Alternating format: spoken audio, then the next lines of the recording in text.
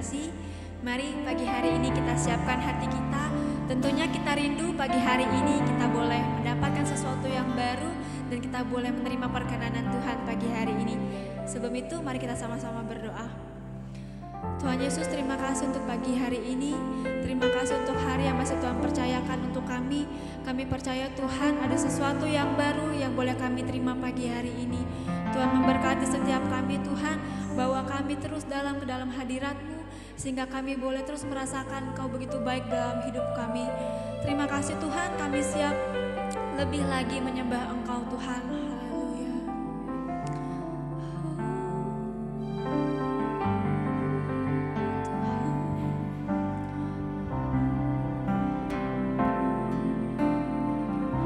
Mari kita sama-sama naikkan pujian ini.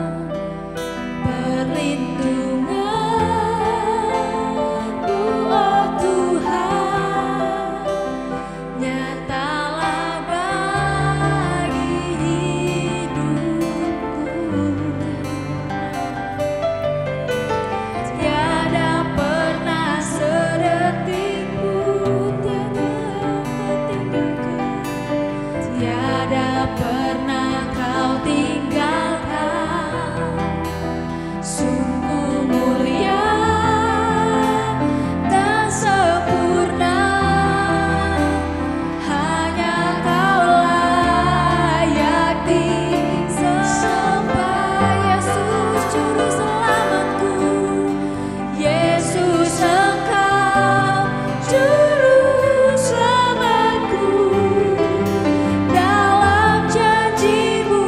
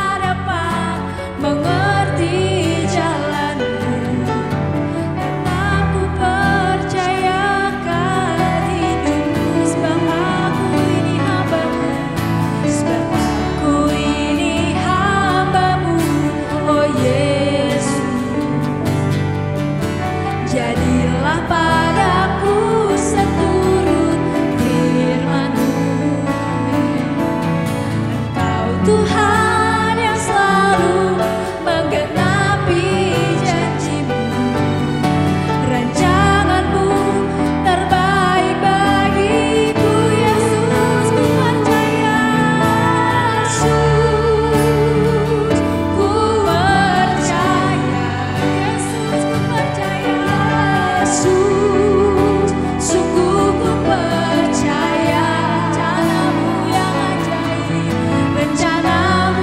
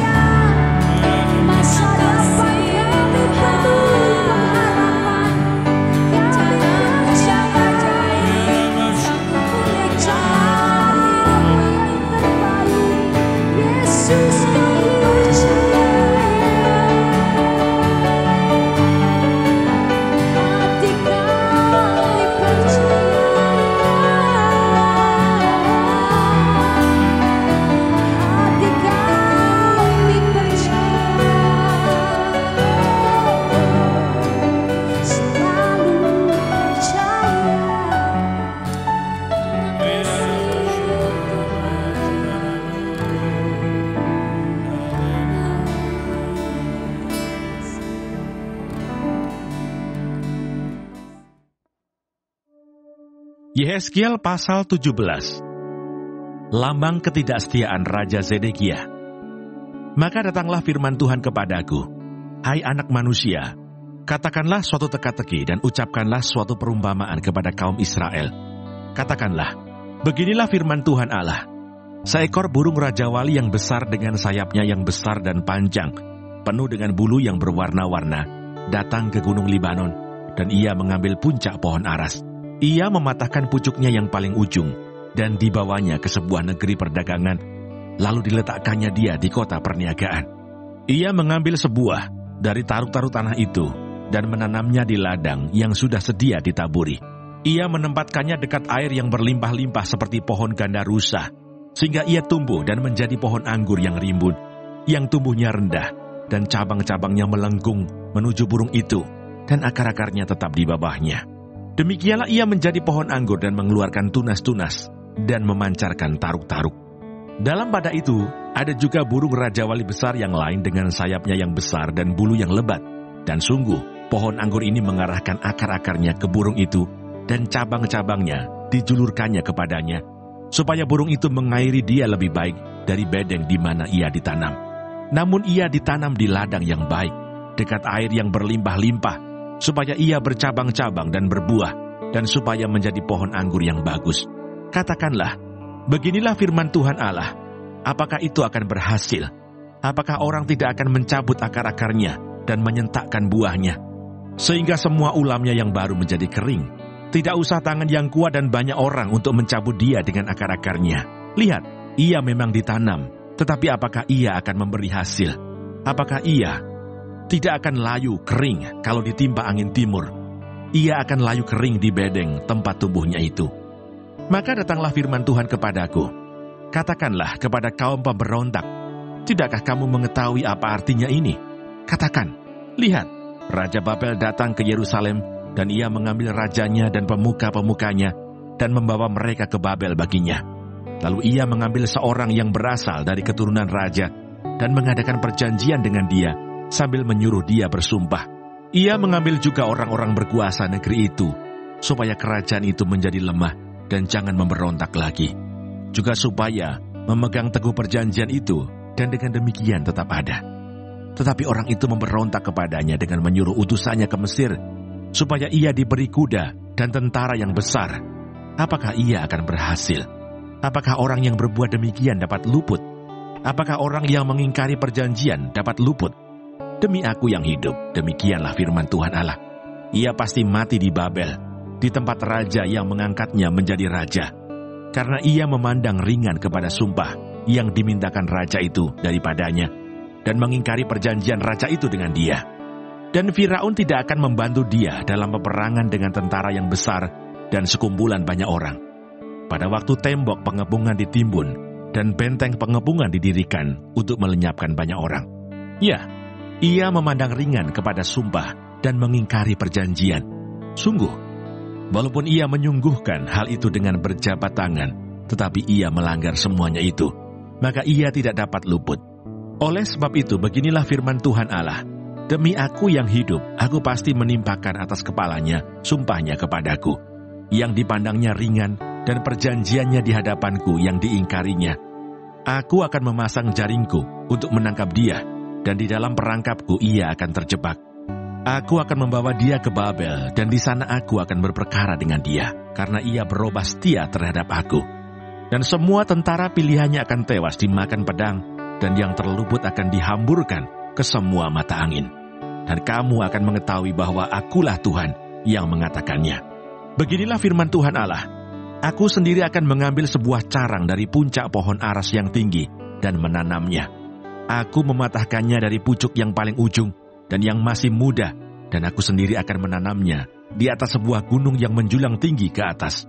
Di atas gunung Israel yang tinggi akan kutanam dia, agar ia bercabang-cabang dan berbuah, dan menjadi pohon aras yang hebat.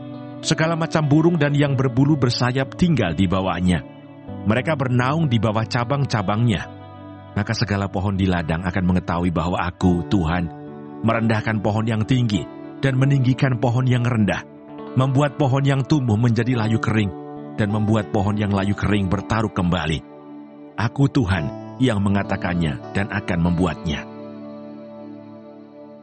Yehezkiel pasal 18. Setiap manusia bertanggung jawab atas dirinya. Maka datanglah firman Tuhan kepadaku, ada apa dengan kamu, sehingga kamu mengucapkan kata sindiran ini di tanah Israel? Ayah-ayah makan buah mentah, dan gigi anak-anaknya menjadi ngilu. Demi aku yang hidup, demikianlah firman Tuhan Allah. Kamu tidak akan mengucapkan kata sindiran ini lagi di Israel. Sungguh, semua jiwa aku punya, baik jiwa ayah maupun jiwa anak aku punya. Dan orang yang berbuat dosa, itu yang harus mati. Kalau seseorang adalah orang benar, dan ia melakukan keadilan dan kebenaran, dan ia tidak makan daging persembahan di atas gunung, atau tidak melihat kepada berhala-berhala kaum Israel, tidak mencemari istri sesamanya, dan tidak menghampiri perempuan waktu bercemar kain, tidak menindas orang lain, ia mengembalikan gadaian orang, tidak merampas apa-apa, memberi makan orang lapar, memberi pakaian kepada orang telanjang, tidak memungut bunga uang atau mengambil riba, menjauhkan diri dari kecurangan, melakukan hukum yang benar di antara manusia dengan manusia, hidup menurut ketetapanku, dan tetap mengikuti peraturanku dengan berlaku setia. Ialah orang benar, dan ia pasti hidup. Demikianlah firman Tuhan Allah. Tetapi kalau ia melahirkan seorang anak yang menjadi perampok, dan yang suka menumpahkan darah, atau melakukan salah satu dari hal-hal itu, walaupun ayah tidak melakukan satu pun, juga makan daging persembahan di atas gunung, dan mencemari istri sesamanya, menindas orang sengsara dan miskin, merampas, tidak mengembalikan gadaian orang, melihat kepada berhala-berhala dan melakukan kekejian, memungut bunga uang dan mengambil riba, orang yang demikian tidak akan hidup. Segala kekejian ini dilakukannya, ia harus mati, darahnya tertimpa kepadanya sendiri. Sesungguhnya kalau ia melahirkan seorang anak, dan anak ini melihat segala dosa yang dilakukan ayahnya, tetapi menginsafi hal itu, sehingga tidak melakukan seperti itu. Ia tidak makan daging persembahan di atas gunung, dan tidak melihat kepada berhala-berhala kaum Israel, tidak mencemari istri sesamanya, tidak menindas orang lain, tidak mau meminta gadai, tidak merampas apa-apa, memberi makan orang lapar, memberi pakaian kepada orang telanjang, menjauhkan diri dari kecurangan, tidak mengambil bunga uang atau riba, melakukan peraturanku, dan hidup menurut ketetapanku. Orang yang demikian tidak akan mati karena kesalahan ayahnya. Ia pasti hidup. Ayahnya yang melakukan pemerasan, yang merampas sesuatu, dan yang melakukan hal-hal yang tidak baik di tengah-tengah bangsanya, sungguh, ia akan mati karena kesalahannya. Tetapi kamu berkata, mengapa anak tidak turut menanggung kesalahan ayahnya? Karena anak itu melakukan keadilan dan kebenaran, melakukan semua ketetapanku dengan setia, maka ia pasti hidup. Orang yang berbuat dosa itu yang harus mati. Anak tidak akan turut menanggung kesalahan ayahnya, dan ayah tidak akan turut menanggung kesalahan anaknya. Orang benar akan menerima berkat kebenarannya, dan kefasikan orang fasik akan tertanggung atasnya. Tetapi jikalau orang fasik bertobat dari segala dosa yang dilakukannya, dan berpegang pada segala ketetapanku, serta melakukan keadilan dan kebenaran, ia pasti hidup, ia tidak akan mati. Segala durhaka yang dibuatnya tidak akan diingat-ingat lagi terhadap dia. Ia akan hidup karena kebenaran yang dilakukannya. Apakah aku berkenan kepada kematian orang fasik? Demikianlah firman Tuhan Allah. Bukankah kepada pertobatannya supaya ia hidup? Jikalau orang benar berbalik dari kebenarannya, dan melakukan kecurangan seperti segala kekejian yang dilakukan oleh orang fasik, apakah ia akan hidup? Segala kebenaran yang dilakukannya tidak akan diingat-ingat lagi. Ia harus mati, karena ia berubah setia, dan karena dosa yang dilakukannya. Tetapi kamu berkata, tindakan Tuhan tidak tepat. Dengarlah dulu, hai kaum Israel. Apakah tindakanku yang tidak tepat, ataukah tindakanmu yang tidak tepat? Kalau orang benar berbalik dari kebenarannya, dan melakukan kecurangan sehingga ia mati, ia harus mati karena kecurangan yang dilakukannya. Sebaliknya, kalau orang fasik bertobat dari kefasikan yang dilakukannya, dan ia melakukan keadilan dan kebenaran, ia akan menyelamatkan nyawanya.